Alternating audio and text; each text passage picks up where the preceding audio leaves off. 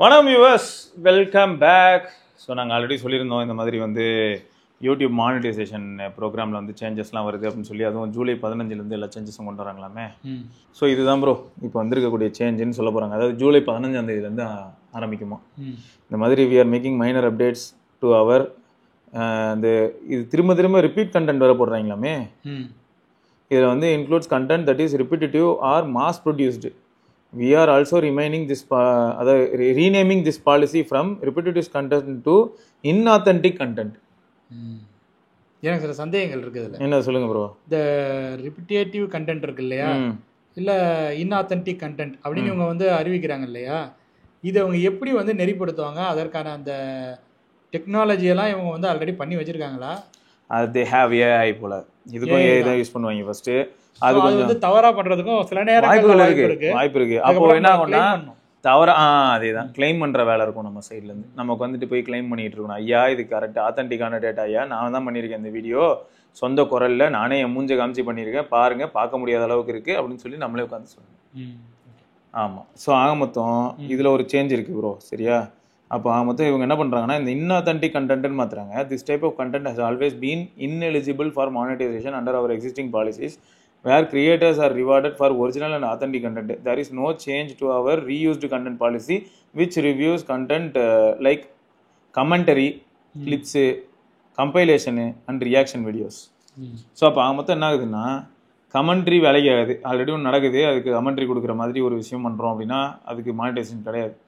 Existing கிளிப்ஸே யாரோ ஒருத்தரோட கிளிப்பெல்லாம் எடுத்து போட்டு ஏதாவது ஒன்று மசாலா குக் பண்ணி வச்சோன்னா அதுக்கும் கிடையாது. கம்பைலேஷன் என்ன பண்ணுறாங்கன்னா, இப்போ car crashes around the world அப்படின்னு சொல்லி ஒருத்தன் கம்பைலேஷன் போடுவான். பார்த்தா 1008 சேனல்லேருந்து ஒவ்வொரு சேனல்லையும் 1 நிமிஷம் 30 செகண்டுக்கு ஏதாவது கார் கிராஷ் இருக்கும். அதை ஃபுல்லாக கம்பைல் பண்ணி 1 hour வீடியோவாக போட்டு விடுவான். ஸோ அதை மாதிரியான விஷயங்களையும் இவங்க வந்து தடுக்கிறாங்க. அதை தவிர வந்து ரியாக்ஷன் வீடியோஸு, ஸோ இந்த ட்ரைலரை போட்டுக்கிட்டு உட்காந்துக்கிட்டு அதெல்லாம் பண்ணால் இனிமேல் அதுக்கும் ஊ தான் போல.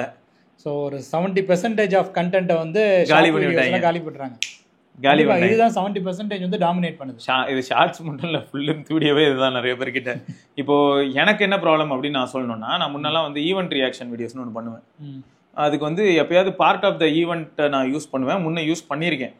எப்படின்னா இப்போது ஆப்பிள் ஈவெண்ட் நடந்திருக்கு அப்படின்னா ஈவெண்ட்டோட வீடியோ ஆல்ரெடி யூடியூப்ல அவைலபிளாக இருக்கும், டவுன்லோட் பண்ணி அதில் ஒரு குறிப்பிட்ட பார்ட்டை ப்ளே பண்ணி விட்டு இந்த இடத்துல இவங்க சொன்னதை பார்த்தா எப்படி இருக்குங்க அப்படின்னு சொல்லி நான் ரியாக்ட் பண்ணியிருக்கேன்.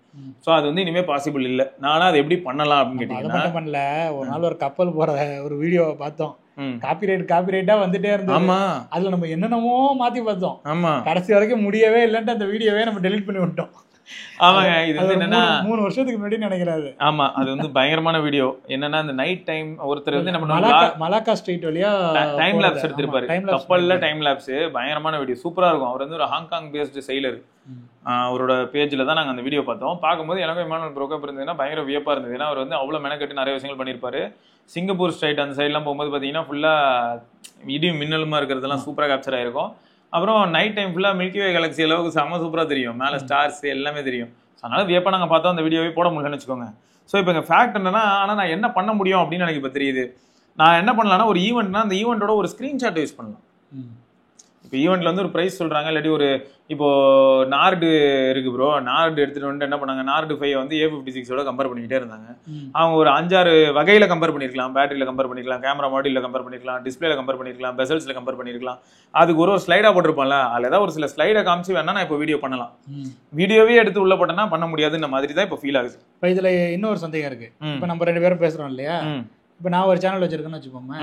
இப்போ நம்ம 2 பேரும் பேசுறத இந்த வீடியோல இருந்து கட் பண்ணி ஒரு ஷார்ட் வீடியோவை நான் போடுறேன். அப்படி போட்டா அது அஃபென்ஸா? நியாயமா பார்த்தா அது எப்படி வரணும்னு நான் சொல்றேன் ப்ரோ.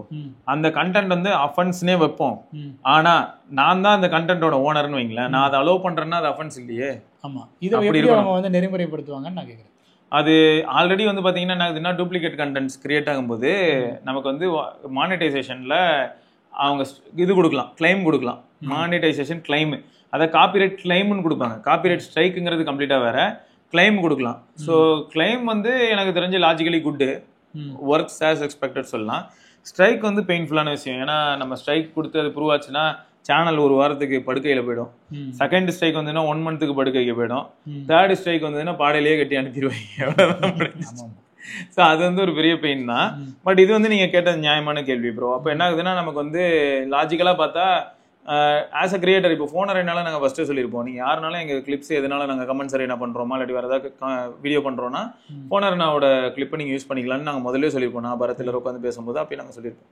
ஸோ அன்னையிலேருந்து இன்ன வரைக்கும் நாங்கள் அதை அப்படியே தான் ஃபாலோ பண்ணுறோம். சொல்லப்போனால் நாங்களும் இப்போ இங்கே நம்மளதில் போடும் போதும் இப்போ எஸ்பஸ் அப்படின்னு சொல்லிட்டு இங்கே போடுறோம்னாலும் ஒரு சில ப்ராடக்ட்ஸ்லாம் நம்மகிட்ட இருக்காதுங்கிறனால ஃபோன் அரேனாவோட கிளிப்பை தான் நான் ரெஃபரன்ஸ் கிளிப்பாகவே எடுப்பேன். அதுதான் அவங்க ரியாக்ஷன் வீடியோவை காலி பண்ணுறாங்கல்ல.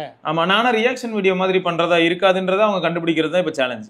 நான் வந்து ஒரு ஃபோனோட ரிவ்யூ பண்ணுறேன், அந்த ரிவ்யூக்கான பீரோல் தர்றேன். பீரோல் தரும்போது என்ன ஆகுதுன்னு பார்த்தீங்கன்னா என்கிட்ட ப்ராடக்ட் வந்து இருக்கு, ஆனால் அந்த அளவுக்கு நச்சு பீரோல் என்னால் எடுக்க முடியல அப்படின்னும் போது எதர் நான் அந்த ஃபோனோட ஆடை யூஸ் பண்ண முடியுது, அஃபிஷியல் ஆடை யூஸ் பண்ண முடியுது.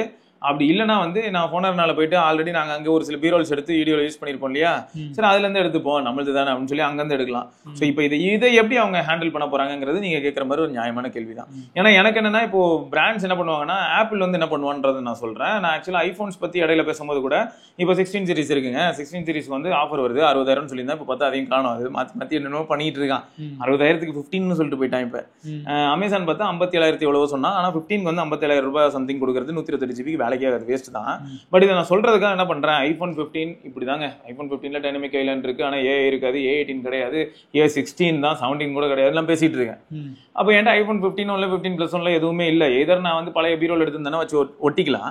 அப்படி இல்லாத பட்சத்தில் நான் போயிட்டு அஃபிஷியல் ஆப்பிளோட யூடியூப் சேனல்ல இருந்து எடுக்கலாம்னு சொல்லிட்டு போய் எடுத்துன்னு வைங்களேன். ஆப்பிள் ஆஸ்திரேலியான்னு இருக்கு, ஆப்பிள் சிங்கப்பூர்னு இருக்கு, ஆப்பிள் மலேசியான்னு இருக்கு, இந்த மாதிரி மல்டிபிள் சேனல் இருக்கு. அவன் ஆட் எடுத்து யூஸ் பண்ண காப்பிரைட் அடிக்கிறான் ப்ரோ, ஆப்பிள் காப்பிரைட் அடிக்கிறான். ஆனால் இதுவே நான் வந்து இதை நான் சும்மாலாம் சொல்ல, நீங்கள் யாராவது ஆல்ரெடி ட்ரை பண்ணியிருந்தீங்கன்னா உங்களுக்கு தெரிஞ்சிருக்கும். ட்ரை பண்ணாத நிறைய பேருக்கு இப்போ இது வியப்பாகவும் இருக்கும். சாம்சங் யூஸ் பண்ணியிருக்கேன், எல்ஜி இது காலாவதி ஆகி போன எல்ஜி ஆடெல்லாம் எடுத்துகிட்டு வந்து போட்டிருக்கேன். ஏன்னா நான் இப்போ அதை பற்றி பேசுகிறனால. எல்ஜி V30 எப்படிப்பட்ட ஒரு ஃபோன் தெரியுமா, அதில் வந்து அப்பயே சினிமாட்டிக் லெவலில் வந்து வீடியோ எடுக்கிறதுக்கு ஃபில்டர்ஸ்லாம் கொடுத்தாங்க. நான் வந்து கஷ்டப்பட்டு மெனக்கெட்டு ஒரு வீடியோ எடுத்து அதுக்கு நான் உட்காந்து ரீஒர்க் பண்ணி நான் கலர் கிரேடிங்லாம் பண்ணாமல் ஒரு ஃபில்டரை வச்சே நான் வந்து கலர் கிரேடிங் பண்ணி சினிமா லெவலில் எடுக்கிற கலர்ஸை ரீப்ரொடியூஸ் பண்ணிட்டு போயிடலாம் அப்படின்னு பேசும்போது எல்ஜி V30யோட ஆட் எடுத்து போடுறேன். அதுக்கெலாம் கிளைம் வந்தது கிடையாது. பட் ஆப்பிளில் போடும்போது வந்திருக்கு. சில சமயங்கள் என்ன ஆகும்னா ஒரு சிலர்லாம் ரொம்ப புத்திசாலி, ஆப்பிள் என்ன பண்ணுவான்னா 2 வருஷத்துக்கு ஒருக்க இல்லாட்டி 1 வருஷத்துக்கு ஒருக்க பழைய டேட்டா எல்லாத்தையுமே டெலிட் பண்ணி விட்டுருவான். இப்போ அவன்கிட்ட அப்போ என்ன அர்த்தம், அவன்கிட்ட ஃபைல் இல்லைன்னு அர்த்தம். அவன் டெலிட் பண்ணதுமே இங்கே ஒருத்தன் அப்லோட் பண்ணிடுவான். அது கண்கொத்தி பாம்பா பார்த்துட்டு இருப்பான் போல. இப்போ இவங்கிட்ட போயிடும் அந்த ராயல்ட்டி மாதிரி. ஏன்னா இப்போ இவன் தானே யூடியூப்லேயே ஃபர்ஸ்ட் அப்லோட் பண்ணுறவன், அவனுக்கு அடுத்து அவன் பண்ணிட்டான், அவன் டெலிட் பண்ணிட்டான். இப்போ அவன்கிட்ட ஒரிஜினலுக்கான ப்ரூஃப் ஒன்ல எதுவும் கிடையாது, அவன் தான் டெலிட் பண்ணிட்டு போயிட்டானே. இப்போ அந்த ஆடி வந்துருக்கா. இப்போ எக்ஸாம்பிளுக்கு சொல்லணும்னா ஹெச்டி கமர்ஷியல்ஸ், ஃபோன் கமர்ஷியல்ஸ்லாம் யூடியூப் சேனல் இருக்கு. இந்த ஃபோன் கமர்ஷியல்ஸ்ன்ற சேனல் என்ன இருக்குன்னு பார்த்தீங்கன்னா 15 வருஷம் முன்னாடி இந்த 000 இல்லாட்டி 20 வருஷம் முன்னாடி இந்த 000 ஆடு, 15 வருஷம் முன்னாடி இந்த பிளாக்பெரி ஆடு, இதெல்லாம் போட்டு வச்சிருப்பான். அவங்க கிட்ட ஒரு 1000-2000 வீடியோ இருக்கலாம், ஆனால் எல்லாமே ஃபோன் கமர்ஷியல் மட்டும்தான். அவன் சேனல் பேரும் ஃபோன் கமர்ஷியல். இப்போ நான் அதுலேருந்து ஏதாவது ஆடை யூஸ் பண்ணணும்னு பார்த்தா அவனே நமக்கு ஸ்ட்ரைக் அடிக்கலாம். சிக்கல் தான். இந்த மாதிரியான ஸ்டிக்கர் ஆல்ரெடி இருக்கு. ஸோ இப்போ இது வந்து எப்படி ஹேண்டில் பண்ண போறாங்கிறது பெரிய விஷயம் தான். நீங்கள் இப்போ நம்ம பேசிகிட்டு இருந்த மாதிரி ஏஐ அல்காரிதம் வச்சே பண்ணாலும் கூட ஏஐ வந்து எது ஒரிஜினல் எது டூப்ளிகேட்னு எப்படி கண்டுபிடிக்காது. அது டக்குன்னு வந்து ஸ்பாம் பண்ணிட்டு போயிடும். ஆனால் அவனுடைய நாலேஜ் நீங்கள் பார்க்கணும். இவன் வந்து கண்டென்ட்டை வந்து டவுன் பண்ணல, ஸ்ட்ரீம்லைன் பண்ண ட்ரை பண்ணுறான். ரெண்டாவது அவன் மானிட்டைசேஷனில் தான் கையை வைக்கிறான். ஆமாம், இதனால நெறிமுறை வருமாங்கிறது வந்து வேற. பட் இவனுக்கு வர்ற ரெவன்யூ மட்டும் சரியாகாது. இவனுக்கு பிரச்சனை கிடையாது. ஏன்னா மானிட்டைசேஷன், அதாவது காப்பிரைட் கிளைம் இருக்கிற ஒரு வீடியோலையும் ஆட் போட தான் செய்வான். ஆமாம், காப்பிரைட் ஸ்ட்ரைக்கே இருந்தாலும் இவன் ஆட் போட தான் செய்வான். இவனோட வேலை ஆட் போடுறது. அதாவது நீங்கள் ஷார்ட் வீடியோ போடலாம், இப்போ இருக்கிற மாதிரி ஒரு வீடியோ எடுத்து வச்சுட்டு நீங்கள் கமெண்ட் பண்ணலாம், ட்ரால் பண்ணலாம், எப்படி வேணாலும் பண்ணி நீங்கள் வீடியோ போட்டுடலாம். எஸ், அந்த வீடியோவில் யூடியூப் ஆட் போட்டு சம்பாரிச்சுப்பான். அது உங்களே சேராது. 100% தான். இதுதான் அவங்களோட எய்ம். ஸோ ஆக மொத்தம் மானிட்டைசேஷன் பாலிசியில் தான் மெயினாக அவன் கை வைக்கிறான். உங்களுக்கு கம்ப்ளீட்டாக உங்கள் வீடியோவே டவுன் பண்ணுறதுலாம் அவன் எண்ணமே கிடையாது. ஏன்னா அதெல்லாம் அவன் பண்ணானா என்ன ஆகிடும்னா அவனுக்கு என்ன பிரச்சனை வரும் அப்படின்னு பார்த்தீங்கன்னா அவனுக்கு நம்பர் ஆஃப் வீடியோஸ் அவனோட இதில் ரன் ஆகிறது கம்மியாயிடும். இல்லை இம்ப்ரெஷன் எனக்கு வந்து அந்த கம்பெனிஸ் கிட்ட ஆட் வருதுல்ல.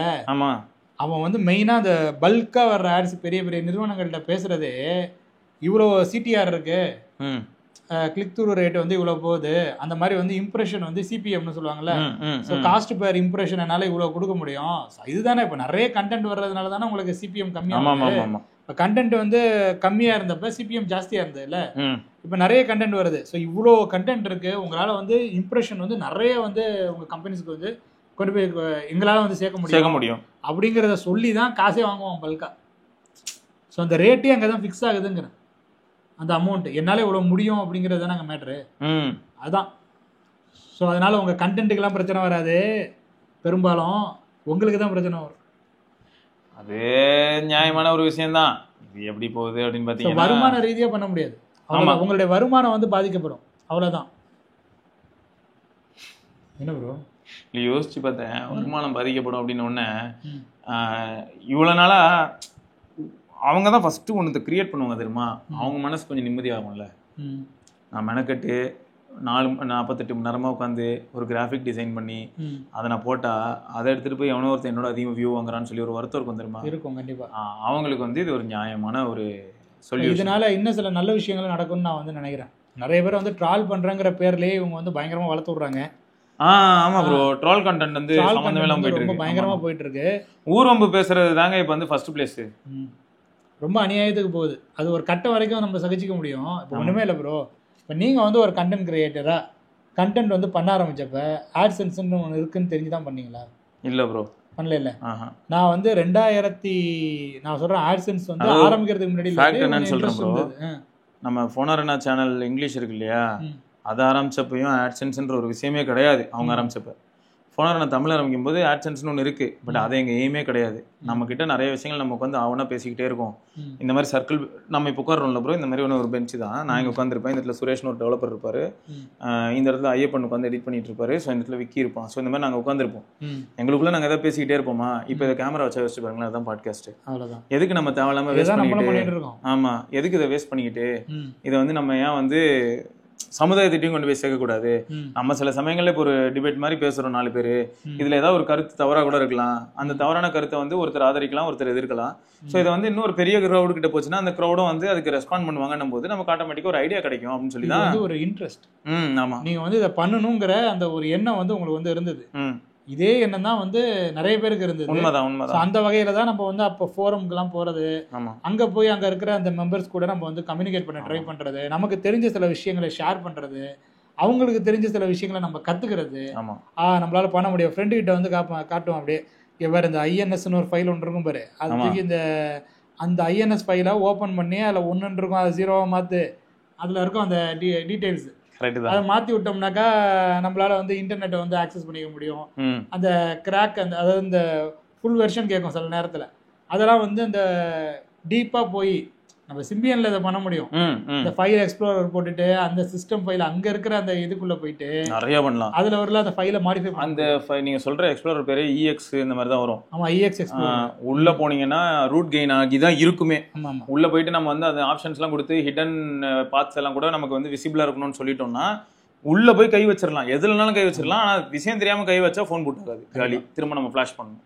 பட் அந்த மாதிரி இந்த ஆப்புக்கெல்லாம் வந்து மாடிஃபை பண்ணுறதுக்கு இந்த மாடர்ட் ஆப்லாம் அப்போ தான் வந்து வர ஆரம்பிச்ச காலகட்டம் தான் ப்ரோ. ஸோ அதுலலாம் வந்து நம்ம வந்து தெரிஞ்சுக்கிறதுக்கு அதெல்லாம் ரொம்ப இன்ட்ரெஸ்ட்டாக இருக்கும். வாட்ஸ்அப்புக்கு ஹெட்டர் இருக்குல்ல ப்ரோ, இப்போ டாப்பில் ஹெட்டரில் வந்து சிவபரணின்னு வரணுன்றதை நான் டிசைட் பண்ண முடியும் சிம்பியான் டேஸில். ஒரு ஆப் இருக்குன்னா அதை அன்பேக் பண்ணிட்டு எனக்கு வந்து மேலே இப்போ வாட்ஸ்அப் டிசைன் இருக்குது அப்படின்னும் போது இந்த இடத்துல எப்போ பாரு இப்படி தானே இருக்குது ப்ரோ, பிளாக்காக தானே இருக்குது இந்த இடம்.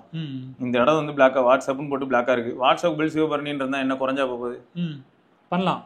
அதெல்லாம் வந்து அப்போ பண்ண முடியுது. ஸோ அப்போ என்ன ஆகும், நான் எப்போ வாட்ஸ்அப் யூஸ் பண்ணாலும் என்ன ஆகும்னா, நான் வேணா என்ன பண்ணலாம், பச்சை கலரில் சிவபரணி போட்டுக்கலாம், டெலிகிராம் ப்ளூ கலர் சிவபரணி போட்டுக்கலாம். என்னதுன்னா பச்சை கலர் சிவபரணினா அது வாட்ஸ்அப் ஆப்பு, ப்ளூ கலர் சிவபரணினா அது டெலிகிராம் ஆப்பு. ஸோ இதெல்லாம் அப்போ பண்ண முடிஞ்சது நிஜமா. ஆனால் இப்போ தான் வந்து எதையுமே நம்ம கையில் கண்ட்ரோலே இல்லை. உண்மைதான்.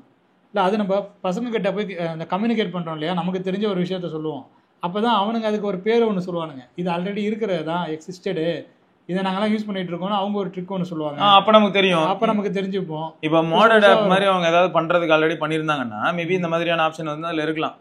உள்ள போயிட்டு லைட்டா நீங்க வந்து வாட்ஸ்அப்ன்ற டெக்ஸ்ட் இருக்கு ஆல்ரெடி பண்ணல ப்ரோ, மேல வந்து இங்கேருந்து கத்துக்கிட்டது தான். இப்போ நான் வந்து என் ஃப்ரெண்டு கிட்ட போய் இப்போ அவனை வந்து இதுக்கு கூப்பிட்டு போயிட்டு ஒரு ப்ரௌசிங் சென்டர்ல உட்காந்துருக்கோம். போனு தானே உனக்கு இதானே பண்ணணும், இரு நான் சரி பண்ணி தரேன் அப்படின்னு சொல்லிட்டு, இதெல்லாம் எப்படிடா கத்துக்கிட்டேன், ரொம்ப ஆச்சரியமா பாக்குறான். அந்த ஃபைல் உள்ள போயிட்டு அந்த INF ஃபைலா அது ஏதோ ஒரு ஃபைலு பண்ண ரொம்ப நாளாயிட்டு மறந்துட்டு, அதை ஓப்பன் பண்ணி அதில் இருக்கிற கோடை வந்து சேஞ்ச் பண்ணணும். அதில் சில லெட்டர்ஸ் தான் இருக்கும், அதில் வேர்ட்ஸ் மாதிரி இருக்கும், அதில் சில நம்பர்ஸ் அண்ட் வேர்ட்ஸை சேஞ்ச் பண்ணி விட்டாக்கா டோட்டலாக இந்த ஆப்பே வந்து வேற மாதிரி மாறும். கரெக்ட். அது நமக்கு தகுந்த மாதிரி செயல்பட ஆரம்பிக்கும். அதாவது ஸ்கேலிங் மாற்றலாம். ஆப்பில் இருக்கிற இப்போ சிஸ்டம் வைடு ஃபாண்ட்டுங்கிறது ஒரு யூனிக் ஃபாண்ட்டாக போகுது சைஸு. ஆனால் இப்போ எம்மானுவல் ப்ரோ சொல்கிற மாதிரி அந்த ஆப்புக்குள்ளே போய் நான் மாற்றும் போது என்ன ஆகுனா, அந்த ஆப்பில் மட்டும் கூட நான் ஜூம் டு ஃபாண்ட் வைக்க முடியும். இந்த மாதிரி அதில் என்னன்னா இன்டர்நெட் ஃப்ரீயாக கனெக்ட் பண்ணுறதுக்கு தான் அது. அதாவது GPRS அப்பையிலேருந்தே இந்த 2 அப்ளிகேஷன் இருக்கு, இந்த ஏர்டெல் ஜிபிஆர்எஸ் இருக்கு, அது வந்ததுலேருந்தே ஒரு ஜாலி தான் எல்லாருக்கும். அதனால தான் வந்து பார்த்தீங்கன்னா இந்த ஃபோரமு, இந்த கம்யூனிட்டி இருக்குல்ல, இது டெவலப் ஆனதுக்கு பயங்கரமான ஒரு ரீசன் என்னன்னாக்கா, இந்த ஏர்டெல் ஒரு ட்ரிக்கு மாதிரி அவனா அது ஒரு கட்டம் அவனுக்கு தெரிஞ்சு பண்ணானா தெரியாமல் பண்ணானான்னு இன்னைக்கு வரைக்கும் எனக்கு வந்து தெரியல. இந்த 2 அப்ளிகேஷன் ட்ரிக்குன்னு நீங்கள் வந்து மக்களே நீங்கள் யாராவது போய் சர்ச் பண்ணி பார்த்தீங்கன்னா பழைய காலத்து கண்டென்ட் ஏதாவது தான் அதில் வந்து வரும். இந்த 2 அப்ளிகேஷன் ட்ரிக்கில் 2 அப்ளிகேஷனை சைமல்டேனியஸாக கனெக்ட் பண்ணும்போது ஆட்டோமேட்டிக்காக ஏர்டெல் ஜிபிஆர்எஸ் வந்து ஆன் ஆகிடும் ஃப்ரீயாகவே. அதில் வந்து ஆஞ்சில் மெசேஞ்சர்னு ஒன்று இருக்கும் தெரியுமா? ஆமாம். ஃபஸ்ட்டு நம்ம வெப் ப்ரௌசரில் இப்போ நம்ம இன்டர்நெட்டை ஆன் பண்ணி விட்டு போட்டிங்கன்னா அப்படியே லோட் ஆகிட்டே கிடக்கும். ஏன்னா நம்ம தான் சப்ஸ்கிரைப் பண்ணல, அவனுக்கு காசு கொடுக்கல ஏர்டெலுக்கு. அதுக்கப்புறம் நீங்கள் ஆஞ்சில் மெசேஞ்சரை ஓப்பன் பண்ணிங்கன்னா அந்த ஜி போட்டு ஒரு கோடு ஒன்று வரும் கீழே. வந்த பிறகு பார்த்தீங்கன்னா ஃப்ரீயாக ஒர்க் ஆக ஆரம்பிச்சிடும் இன்டர்நெட்டு. இதுதான் 2 அப்ளிகேஷன் இருக்கும்பாங்க. அதான் இது வந்து என்னன்னா அந்த டைம்ல நம்மளால என்ன பண்ண முடிஞ்சிருக்கு அப்படின்னா ஏர்டெலோட இன்டர்நெட்டை எக்ஸ்ப்ளாய்ட் பண்ண முடிஞ்சிருக்கு இந்த வகையில. ஆமா, 2 அப்ளிகேஷன் இருக்கு. அதுக்கப்புறம் தான் நிறைய பேர் இருந்தாங்க கஷ்டப்பட்டு பாக்கெட் இன்டர்நெட்னு சொல்லிட்டு 10 ரூபாய்க்கு ஒரு பேக்கெட்டை அரைச்சி ஒரு சின்ன துண்டு பேப்பர் வாங்கி அதை கிழிச்சு அந்த கோடை உள்ள போட்டு அப்பதான் அதுவே ஏர்டெலுக்கு எவ்வளவு பெரிய விளம்பரம் தெரியுமா? அதை சொல்லி அதுக்கப்புறம் அந்த ஃபோரம்ல இருக்கிற எல்லா நபரும் ஏர்டெல் சிம் வாங்கி இந்த ட்ரிக்கை வந்து பண்ணி எல்லாருக்கும் இன்டர்நெட் கிடைக்குது இல்ல. அதுக்கப்புறம் மாடர்ன் வெர்ஷன்லாம் வந்தது. அப்புறம் எல்லா நெட்வொர்க்கையும் போட்டு அடிச்சு நிமிக்க ஆரம்பிச்சுட்டானுங்க. அந்த மாதிரிலாம் இருந்தது. இதெல்லாம் செம ப்ரோ. அதான் இல்லை, இது எப்படின்னா நான் திரும்பியும் எனக்கு எப்படி இருக்குன்னா நீங்கள் சொல்லும் போது பாருங்களேன், என்னதான் அது வந்து ஒரு வகையில் பார்த்தா எக்ஸ்ப்ளாய்டேஷன் மாதிரி இருந்தாலும் இன்னொரு வகையில் பார்த்தா ஏர்டெலோட யூசர் நம்பர்ஸ் க்ரோ ஆயிருக்கு. ஏதோ நடந்திருக்கு அந்த இடத்துல, சிம்மியாவது வாங்கியிருக்காங்க. அந்த மாதிரி வந்து இப்போ கண்டென்ட் ஆஸ்பெக்ட்லையும் இதே தான் வந்து அவங்க எதிர்பார்க்குற மாதிரி இருக்கு. எப்படின்னா நார்மலாக இப்போ பிளாக் போஸ்ட்லையும் ப்ரோ ஃபர்ஸ்ட் இமானுவல் ப்ரோ கஷ்டப்பட்டு நல்லா யோசிச்சு பாருங்க. இது வந்து ஒரு ட்ரிக்கு, இது வந்து ஏர்டெலோட ஒரு பிசினஸ் ஸ்ட்ராட்டஜினே வச்சுங்க. இந்த பிசினஸ் ஸ்ட்ராட்டஜி அப்போ ஜியோன்னு ஒரு கம்பெனி கிடையாது. ஆமாம், இந்த ரிலையன்ஸ் ஃபோன் தான் சுற்றிட்டு கிடந்தது. அந்த 501 ரிலையன்ஸ் வேர்ல்டில் போய் யூஸ் பண்ணலாம். ஆமாம், 501 ரூபாய்க்கு ஃபோன் கொடுத்துட்டு இருந்தாங்க. அதுக்கப்புறம் இவர் வந்தாரா உள்ள, வந்த உடனே ஒரு என்ன சொன்னார், ஃப்ரீயாக தான் இன்டர்நெட் கொடுத்தாரு. ஆமாம், இந்த மொபைல் ஃபோன் வாங்கும்போது ஃப்ரீயாக அந்த சிம் வந்தது. நிறைய பேருக்கு ஃப்ரீயாக சிம் வந்தது. அது மட்டும் இல்லை ப்ரோ, ஃபர்ஸ்ட் வந்து இந்த button phone, first Jio phone button phone, அதுக்கு மந்த்லி ரீசார்ஜ் 50 ரூபா தான். ஆனால் அதுக்கே வந்து டிவிலாம் தெரியும், கேடிவி. ஆமாம், அது வந்து இப்போ ஃப்ளிப்கார்ட்டில் வந்து ஒரு ஃபோன் ஒருத்தர் வாங்கியிருக்காரு, லைஃப் என்னமோ 10,000 ரூபா தான் அந்த ஃபோனை. என்ன மொபைலில் லாவாவை சம்திங் லைக் தட். இல்லை நீங்கள் சொல்கிறது ரிலையன்ஸோடது லைஃப், அந்த வாட்டர் அதெல்லாம் வரும், LOEF ஏதோ நினைக்கிறேன். ஏதோ ஒரு ஃபோன் ஒன்று வாங்கினாருங்க எனக்கு தெரிஞ்சு. அதுக்கு வந்து அந்த சிம்மும் வந்திருக்கு. அது கூடயே அவர் வந்து இது பண்ணியிருக்காரு, சிம்மும் வந்திருக்கு. அந்த சிம்மை போட்டுட்டு காலையில் படம் சாத்திர படம் ஜியோவில் தான், அப்போ தான் வந்து இந்த ஜியோ சிம் வந்து வருது. அப்போ தான் என்கிட்ட வந்து பேசிகிட்டு இருக்காரு. நான் அப்போ அதுலேருந்து வந்துட்டேன், இந்த மொபைல் ஃபோன் அதிகமானோன்றதுலேருந்து வந்துட்டு இதுக்கு லெக்சரராக போய் ஜாயின்ட் ஆகிட்டேன். அதுக்கப்புறம் அதில் அதிகமாக நான் நாட்டம் வந்து செலுத்தலை. அவர் வந்து என்கிட்ட வந்து ஒரு நிகழ்ச்சியில் இருக்கும்போது வந்து சொன்னார், காலையில் ஒரு படம் டவுன்லோட்லாம் கிடையாது, அப்படியே போட்டுவிட்டு பார்ப்பேன், அன்லிமிட்டெடு உங்களுக்கு. அப்பயே ஹை ஸ்பீடில் அது ஒர்க் ஆகிருக்கு, பயங்கர ஸ்பீட். என்னன்னா அப்போ வந்து யூசரோட டிரான்சிஷன் எப்படி இருந்ததுன்னா எல்லாரும் 3G ஹேண்ட்செட்டில் இருந்தாங்க. ஆமாம், 3G 4G ஹேண்ட்செட் யூஸ் பண்ண ஆளுங்களே கம்மி. ஸோ 4G ஹேண்ட்செட் யாராவது வாங்கி யூஸ் பண்ணுறாங்கன்னா அதில் 4G சிம் வந்து அந்த 4Gயில் கனெக்ட் ஆகி யூஸ் பண்ணும்போது நம்பர் ஆஃப் யூசர்ஸ் பர் டவரே கம்மி தான். அதனால் ஸ்பீடு பறந்துச்சு தான், உண்மை தான். இப்போ ஏர்டெல்லில் 4G வரும்போதும் சரி, இல்லாட்டி ஜியோவில் 4G வரும்போதும் சரி, ஸ்பீட் டெஸ்ட்லாம் பண்ணி பார்க்கும்போது 80, 100, 110லாம் தொட்டுச்சு. 110லாம் தொடும்போது கிரேசியாக இருந்தது. என்னது 110 ஆடி கஷ்டப்பட்டு கொடுக்குற ஃபைபர்லேயே அந்த 110 கன்ஸ்டண்ட்டாக வரல, இல்லை அசால்ட்டாக வருது. அப்புறம் இப்பயும் கூட 4G வந்து பார்த்தீங்கன்னா நிறைய பேர் எங்கே இவ்வளோ யூசர் அதிகமாகிடுச்சு. இப்போ ட்ரை பண்ணாலும் 4G வந்து 80, 60லாம் வந்துடுது ப்ரோ. ஆனால் 5G கிரேசியாக இருக்குது. நான் சாதாரணமாக எந்த டிவைஸில் ட்ரை பண்ணாலும், இப்போ இந்த டிவைஸ் இருக்குல்ல ப்ரோ, நான் எந்த டிவைஸ் யூஸ் பண்ணாலும் இப்போ வந்து என்ன பண்ணுறேன், இது ப்ரீபெய்டுலேருந்து போஸ்ட்பெய்டு போட்டனால அன்லிமிட்டட் 5G கரெக்டாக வேலை செய்யுது. அது வேலை செய்கிறனால என்ன பண்ணிடுறேன், சும்மா அப்பப்போ சும்மா டெஸ்ட் பண்ணி பார்ப்பேன், நிஜமாவே என்ன ஸ்பீட் வருது அப்படின்னு. பார்த்தா இந்த ஸ்பீடு அசால்ட்டாக வருது, வேறு லெவல் தானே. 260 mbpsலாம் வந்து முன்னே நாங்கள் இதெல்லாம் வந்து எதிர்பார்த்ததே கிடையாது. ஏன்னா என் வீட்டில் இருக்கிற ஃபைபர் கனெக்ஷனே எனக்கு தெரிஞ்சு 6600ல் மேக்ஸிமமே 4 kbps. உங்களுக்காக அது வந்திருக்கு, 1 kbps தான் வரும். அதுவாது வந்திருக்கு. நான்லாம் வந்து 2009-10 டைமில் பிஎஸ்என்எல் யூஸ் பண்ணும்போது கூட பார்த்தீங்கன்னா, ஏன்னா அந்த டைமில் ஏர்செல் யூஸ் பண்ணேன். ஏர்செல்லில் வந்து என்ன ஆயிடுச்சுன்னா, ஏர்செல் இந்த ஸ்டூடெண்ட் பவர், ஸ்டூடெண்ட் பிளான், இல்லாட்டி அன்லிமிடெட் பிளான்லாம் தூக்கி விட்டான் 2010. நான் சொல்கிறது ஏர்டெல்லில் தான் சொல்கிறேன். நான் ஏர்செல்லு நீங்கள் ஏர்செல்லேருந்து நான் இப்போ என்ன பண்ணுறேன், ஏர்செல்லேருந்து இதுக்கு போகிறேன், பிஎஸ்என்எல் போகிறேன். பிஎஸ்என்எல் போனால் அது இன்னும் என்ன நோக்கடிச்சிட்டு. பிஎஸ்என்எல் வந்து ஸ்டூடெண்ட் பவர் இருந்தது. நான் வந்து என்ன பண்ண முடிஞ்சதுன்னா, என்னோட இது காலேஜ் ஐடி கார்டை கொடுத்து ஸ்டூடெண்ட்டுங்கிறனால கம்மி ப்ரைஸ் டேக்குக்கு எனக்கு அன்லிமிட்டெடு. ஆனால் ஸ்பீடெல்லாம் இன்டர்நெட்டில் வராது பெருசாக. ஜன்னல் வழியாக ஃபோனை வெளில நீட்டிகிட்டு இருப்பேன். அப்படி ஆனால் வந்து தூக்கிட்டு போயிருந்தா தெரிஞ்சிருக்கும். அப்படி நீட்டிட்டு நின்றுட்டு இருப்பேன். அப்போயாவது ஸ்பீடு வருமானு. நீங்கள் சொல்கிற மாதிரி தான் ஸ்பீடு அப்பயே வந்தது. அந்தளவுக்கு அடியாக இருந்தது. ஆனால் என்ன ஹைலைட்னா எஸ்எம்எஸ் ஸ்பேம் பண்ணி தள்ளுவேன்.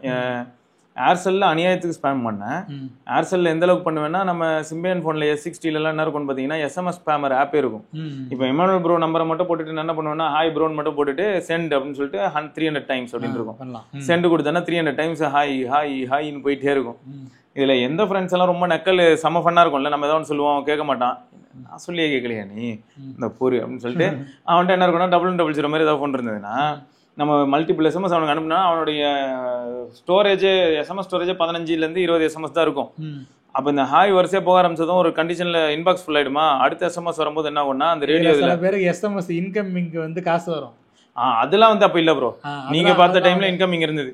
இப்போ நான் இப்படி அனுப்பி விட்டோன்னா என்ன ஆயிடும்னா அவனுக்கு வந்து உள்ள ஒன்று வரணும், வெளில நான் மெமரியை கிளீன் பண்ணணுன்ற டைம்ல அவன் கிளீன் பண்ணுவான், உள்ள ஒன்று வரும், உடனே அந்த சிஸ்டம் அதை தாங்காம ரீபூட் ஆகும், திரும்ப உள்ள வரும், ஃபுல் மெமரி எஸ்எம்எஸ் மெமரி ஃபுல்லுன்னு வரும், உள்ள போய் ஒன்று டெலிட் பண்ணுவான், திரும்ப நம்ம இது அவன் உள்ள ஒன்று ஃபுல் இன்பாக்ஸையும் அவனால இப்போ டெலிட் பண்ண முடியாத ஒரு மனசுல இருப்பான். ஏன்னா அவன் தேவையான மெசேஜ் வேற இருக்கும்.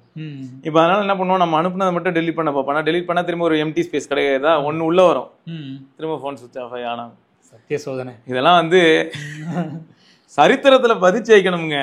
அந்த மாதிரியான சேட்டைகள்லாம் பண்ண முடியும். டாபிக் நம்ம இப்போ எதுக்கு இது உள்ள நம்ம வந்தோம்னா மானிட்டைசேஷன். ஜியோ மேட்டருக்கு இந்த ஏர்டெல் ட்ரிக் மாதிரியே ஜியோவும் ஒரு மார்க்கெட்டிங்கை தான் கையாண்டிருக்கான்னு நான் வந்து சொல்றேன்.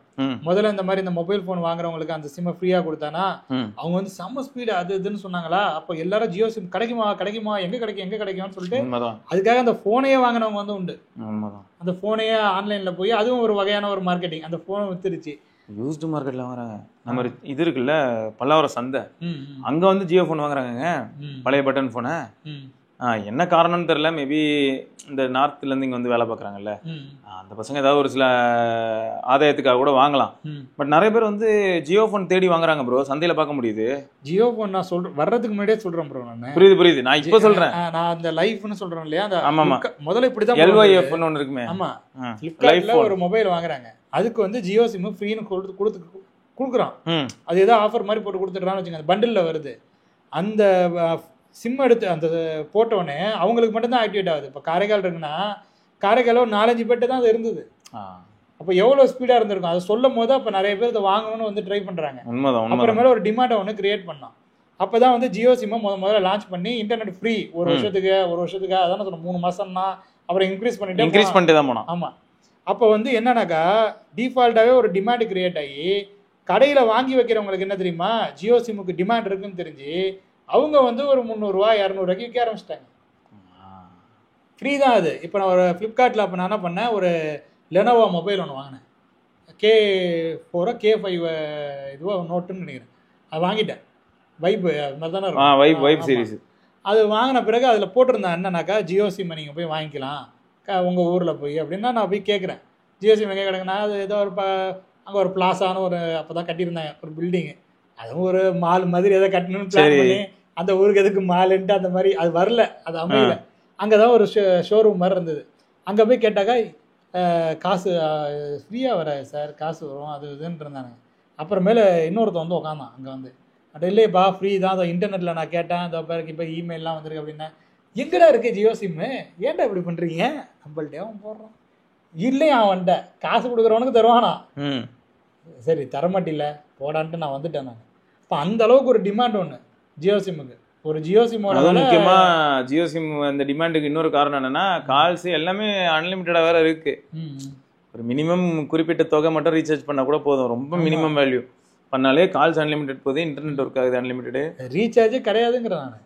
கரெக்ட் தான். அவங்களுக்குலாம் ஃப்ரீயாகவே வந்தது ப்ரோ. அப்போ அதுக்கப்புறம் தான் உங்களுக்கு வந்து இவனா வந்த பிறகு தான் அது.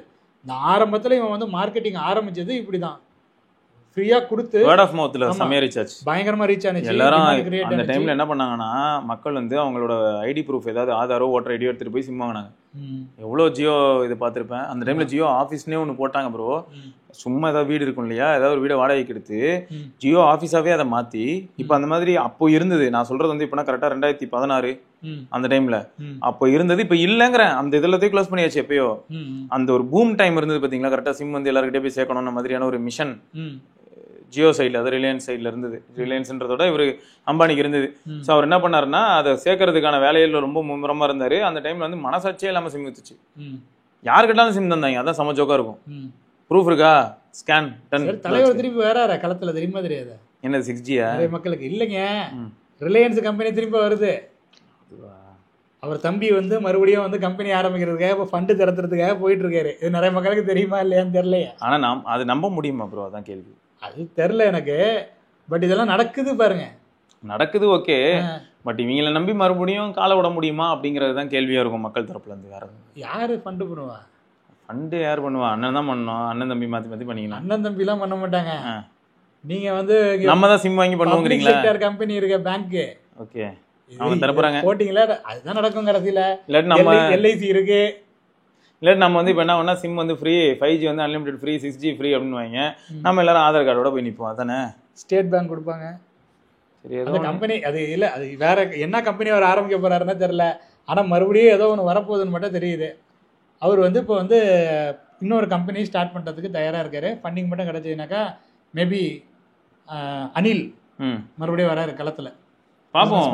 எனக்கு இப்போ எப்படி இருக்குன்னு பார்த்தீங்கன்னா, ஆல்ரெடி வந்து நெட்வொர்க் ஆஸ்பெக்டில் எடுத்துக்கும் போது, இப்போ நம்ம யூடியூப் மானிட்டைசேஷன் ஆஸ்பெக்டில் வரும்போது என்ன ஆகுதுன்னு பார்த்தீங்கன்னா, மானிட்டைசேஷனுங்கிறத உருப்படியாக இது வரைக்கும் பெரிய அளவில் பிரச்சனை இல்லாமல் கொண்டு போகக்கூடிய ஒரே ஒரு சோஷியல் மீடியா பிளாட்ஃபார்ம்னா அது யூடியூப் தான். அதான் உண்மை. நமக்கு ஃபேஸ்புக்கில் இருக்குது, இன்ஸ்டாவில் இருக்குது மானிட்டைசேஷன்லாம் சொன்னாலும் கூட அது அப்ளை பண்ணுறதே ஒரு பெரிய தலைவலியாக இருக்கும். அது ஃபர்ஸ்ட் ஆஃப் ஆல் அப்ளை ஆனாலும் கூட ப்ராப்பராக ரெஸ்பாண்ட் ஆகுதுன்னே நமக்கு தெரியாது. ட்விட்டர்லேயும் மானிட்டைசேஷன் இருக்குது, ஆனால் அதுவும் எப்படி அப்ளை ஆகுதுன்றது நமக்கு புரியாது. ஏன்னா இப்போ இங்கே வந்து பார்த்தீங்கன்னா நீங்கள் கண்டென்ட் ஒன்று போடுவீங்க, பட் அதே மாதிரியான கண்டென்ட் எடுத்துகிட்டு போய் நீங்கள் ட்விட்டரில் போட்டிங்கன்னா அது எல்லாரையுமே ப்ராப்பராக ரீச் ஆகுமான்னு கேட்டால் அது பிளாட்ஃபார்மே வேறு மாதிரி ஃபீல் ஆகும். ஃபேஸ்புக்கும் அதே மாதிரி தான், இன்ஸ்டாகிராமும் ஓரளவுக்கு அதே மாதிரி தான். பட் யூடியூப்ங்கிறதே நமக்கு எப்படி ஃபீல் ஆக ஆரம்பிச்சிருச்சுன்னா, இதுவும் ஒரு OTT ஆப் மாதிரி தான் ஃபீல் ஆகும். அதுக்குள்ளே ஏகப்பட்ட கிரியேட்டர்ஸ் இருக்காங்க. எந்த கிரியேட்டர் கிளிக் பண்ணாலும் அது ஒரு சேனல் மாதிரி, அதாவது ஒரு இப்போ KTV, சன் டிவி மாதிரி அந்த கிரியேட்டருக்குள்ளே போனால் பிளேலிஸ்ட், மல்டிபிள் பிளேலிஸ்ட் இருக்க போது அவங்களோட டேட்டாவை நம்ம எப்போனாலும் டக்கு டக்குன்னு பார்த்துக்கலாம். பழைய வீடியோ வேணாலும் போய் தேடி பார்த்துக்கலாம். பட் இதே வந்து நம்ம இந்த மாதிரியான ஒரு ஹேபிட்டை வந்து ஒரு வருஷம் முன்னாடி ஒரு கிரியேட்டர் என்ன ட்வீட் போட்டாருலாம் நம்ம தேட மாட்டோம். ஆனால் ஒரு வீடியோ என்ன போட்டாங்கன்னு தேடுறது ஈஸியாக இருக்கும்.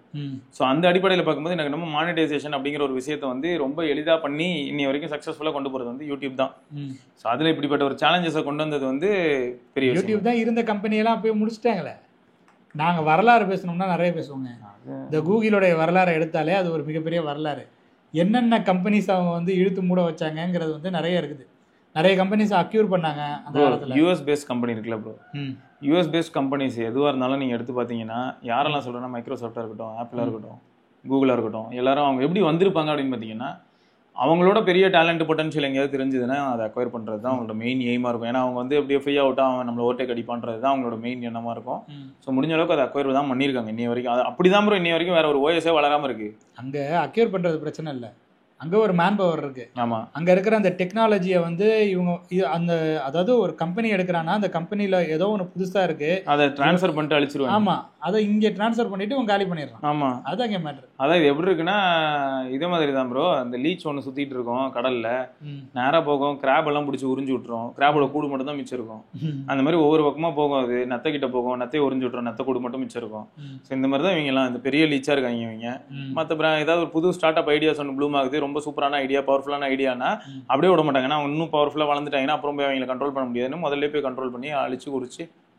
இதுவும் சர்வைவல் ஆஃப் தி ஃபிட்டஸ்ட் மாதிரி. தலைவர் அனில் வராரு. அனில் ஃபோன் விட போறாரா, சிம் விட போறாரா? சிம் வர மாட்டாரு பெரும்பாலும், அவர் தலைவர் இருக்காரு.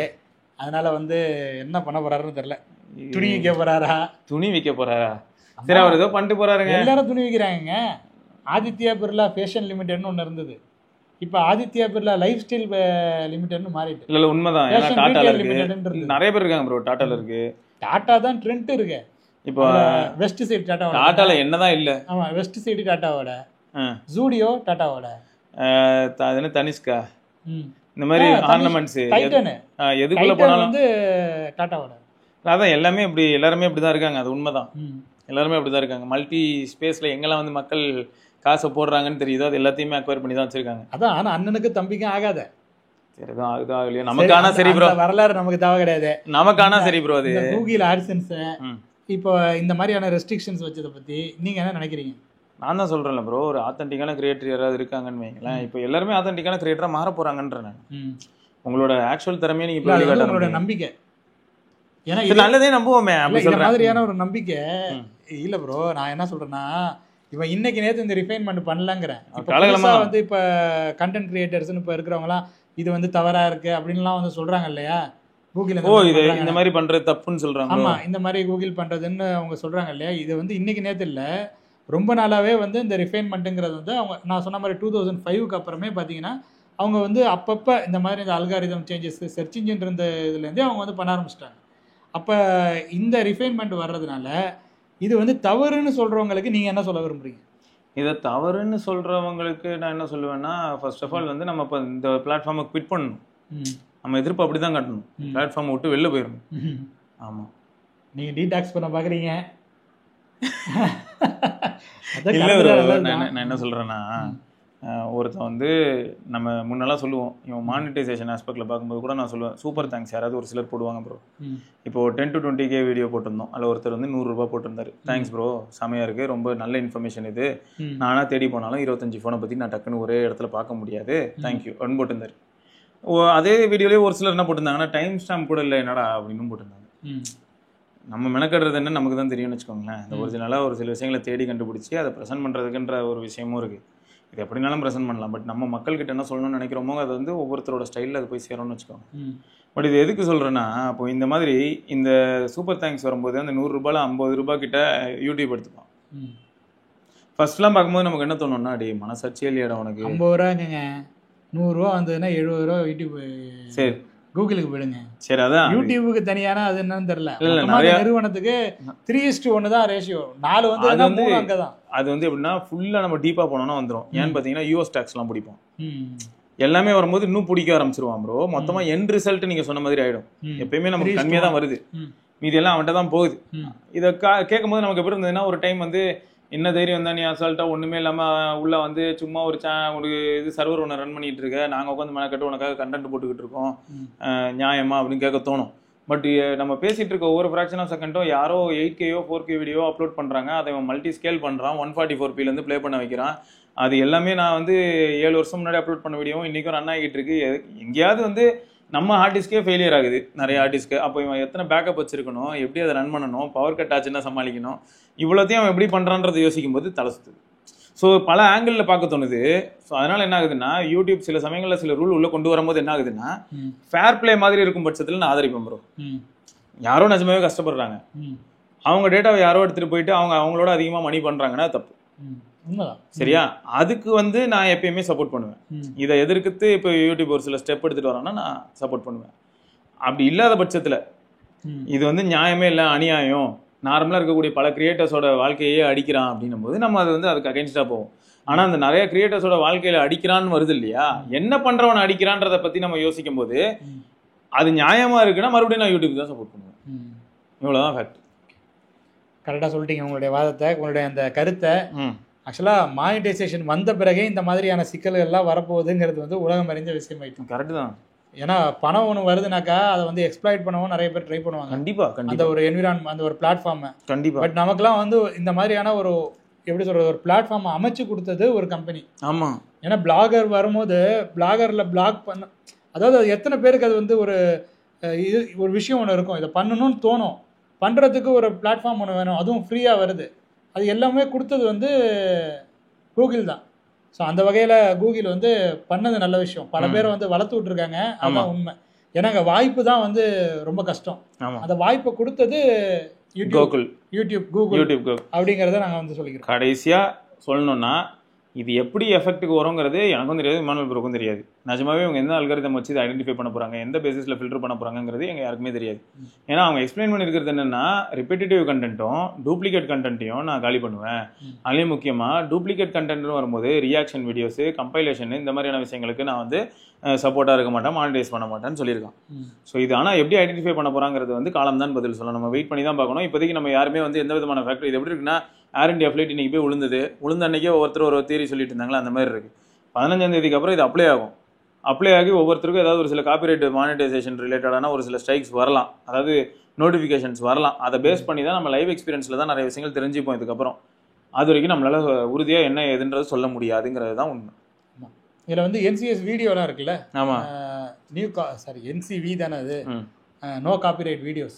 ஆமா அது போட்டாலும் அது இப்பயே வந்து ஆல்ரெடி நமக்கு தெரியும். இப்போ நம்ம ஒரு மியூசிக் போட்டால் கூட அது வந்து NCSஆ இருந்தால் கூட இப்போ வந்து காப்பிரைட் கிளைமுங்கிறது வருது. நீங்கள் பார்த்துருப்பீங்கன்னு நினைக்கிறேன். இப்போ எல்லா மியூசிக்கும் அந்த மாதிரி வந்து அப்படியே ஃப்ரீயாக விட்டுறது கிடையாது. முதல்ல அது வராது. இப்போ வந்து ஃப்ரீ மியூசிக்காக இருந்தாலும் அது வந்து கிளைமுங்கிற மாதிரி வந்து கொடுக்குது. வந்தது நம்ம SRK என்ன பண்ணோன்னா ஏதோ ஒரு வீடியோவில் பேக்ரவுண்ட் மியூசிக் மாதிரி BGM ஒன்று யூஸ் பண்ணாது, இத்தனைக்கு நோ காப்பிரைட்னு தான் போட்டான். அதுக்கு வந்து அதான் கிளைம் வருது. ஆமா நீங்கள் வந்து இது பண்ணிக்கிங்க அப்படிங்கிற மாதிரி. பட் எந்த கிடையாது, கிளைம் தான், எந்த எஃபெக்டும் வந்து பண்ணாது அது, அந்த மாதிரி இருக்குது. ஆனால் கிளைமே நமக்கு என்ன ஆகிடும்னா, சார் நீங்கள் சொல்கிறது கரெக்ட் சார், நான் வந்து குட்டிக்காரன் நல்லா அடிச்சு சம்மர் ஷாட்லாம் அடிச்சு முடிக்கிறேன், நான் அவ்வளோ கஷ்டப்பட்டு நான் பண்ண ஒர்க்குக்கு பின்னாடி ஒரு மியூசிக் இருக்கட்டுமேன்னு போட்டேன், அந்த மியூசிக் எந்த கருமத்தினாலும் எடுத்து போடலாம், அது தெரியாமல் நான் வந்து ஒன்று எடுத்து போட்டு தொலைச்சேன் பத்தியா, நீ கேட்ட பத்தியா, அது வந்து ஒரு பிரச்சனை தான்.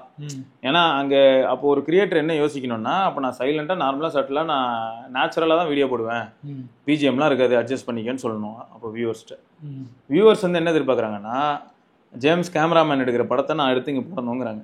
அந்த மாதிரி வந்து நான் ரிவ்யூ பண்ணணுமா, எனக்கே புரியல. அவருக்கு இன்வெஸ்ட்மெண்ட் எப்படி இருந்திருக்கும், அவரோட டெக்னிக்கல் டீம் எந்த அளவுக்கு இருந்திருப்பாங்க, அவங்க என்ன பண்ணாங்க, போஸ்ட் ப்ராசஸிங்ல என்ன பண்ணாங்க, எவ்வளோ விஷயங்கள் இருக்கு, அதெல்லாம் வந்து நாங்கள் பண்ணிட்டு இருந்தேன்னா வருஷத்துக்கு ஒரு வீடியோ தான் நானும் போட முடியும்.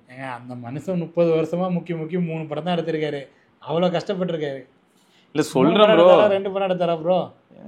ஒரு படம் நமக்கு டைட்டானிக் தெரியும், அவதார் தெரியும், 2 அவதார் வந்துருச்சு. ஆமாம், அவதாரும் டைட்டானிக்கும் எவ்வளோ தூரம் பாருங்க, 10 வருஷத்துக்கு மேலே வந்து உட்காந்து R&D பண்ணியிருக்காரு. ஆமாம், அது மாதிரி கூகுளும் பார்த்தீங்கன்னா நிறைய R&D பண்ணுறாங்க.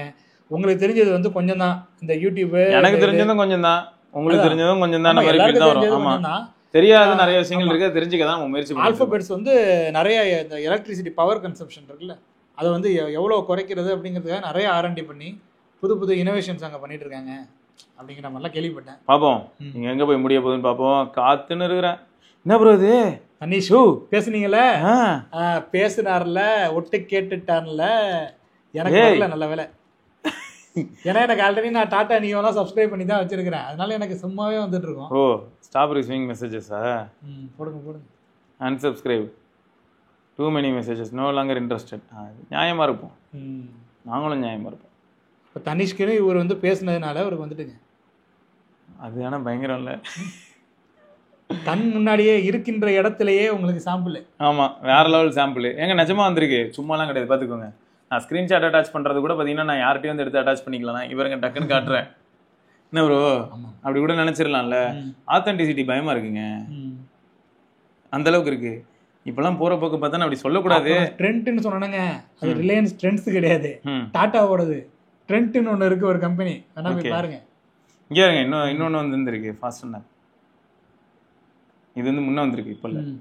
அவன்கிட்ட முன்னே நான் இது வாங்கினேன், அந்த ஹைட்ரேட் இது வாங்கினதுக்கே அனுப்பிட்டானா? ஆமாம், அப்போ இருந்து அனுப்பிட்டு இருக்கான் போல. ஆஃபர் இருக்கு, அதில் வாங்குறியா அப்படின்றான், உயிரை வாங்குறான். சரி ஓகேங்க. ஸோ உங்களோட கருத்துக்களையும் நீங்கள் மறக்காம கீழே கமெண்ட் செக்ஷனில் விடலாம்.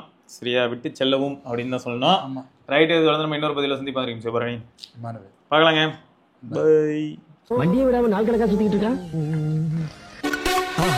மறக்காம சர்ப்ரைஸ் பண்ணுங்க. தேங்க்யூ. என்ன ராமலிங்கம் ஆலைய பார்க்க முடியல, எப்படி இருக்க? நல்லதா இருக்க, நீ எப்படி இருக்க? நல்லா இருக்கானப்பா. மத்தவன் பேச்ச கேட்காதே, பெத்தவன் பேச்ச கேளு. யதோ கவசாக்கி, அதோ மிட்சுபிஷி, சௌபாக்கியா.